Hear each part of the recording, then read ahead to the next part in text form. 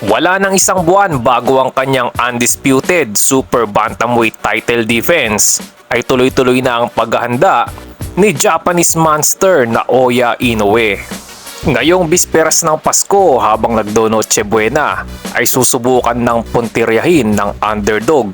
Ngunit delikado ring kalaban na si Sam Goodman, ang WBC, WBO, WBA at IBF titles ni Inoue.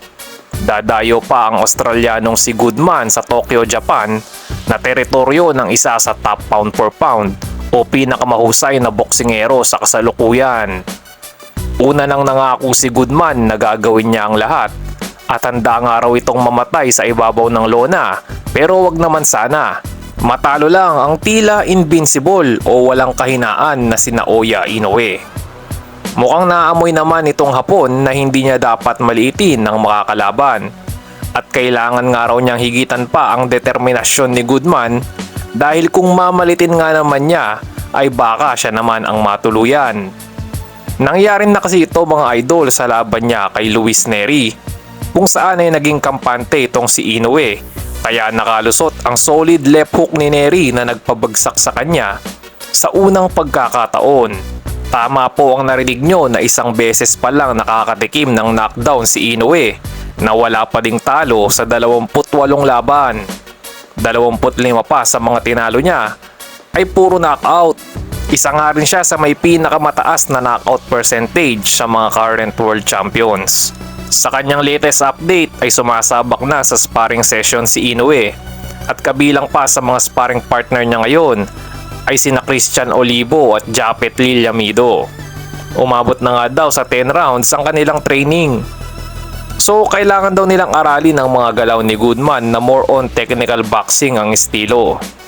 Lamang pa din si Inoue sa mata ng halos lahat ng mga boxing analysts at mga betting odds.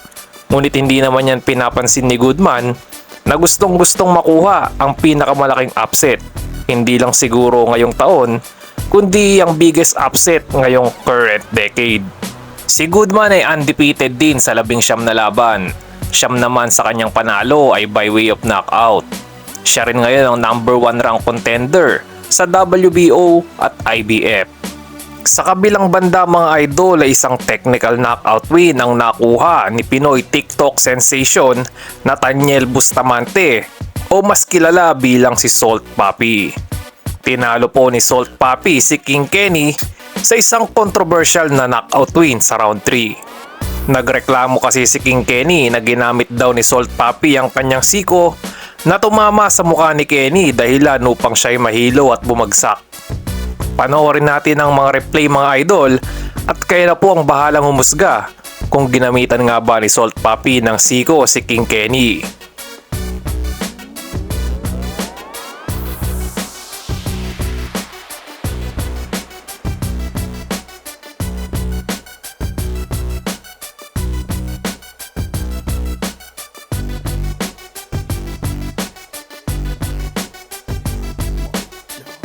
Sa ngayon ay may 6 na panalo na sa Misfits Boxing si Salt Papi na may 2 namang talo at 5 sa kanyang panalo ay by way of knockout.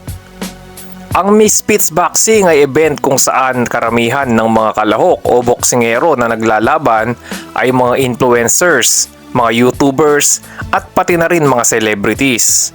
Si Jake Paul po ay isa sa mga produkto ng Misfits Boxing. Kaya naman isa na rin ang event na ito sa pinakainaabangan sa mundo ng pakikipagsuntukan. In-enjoy naman ni Salt Papi ang masarap na Jollibee pagkatapos ng kanyang panalo.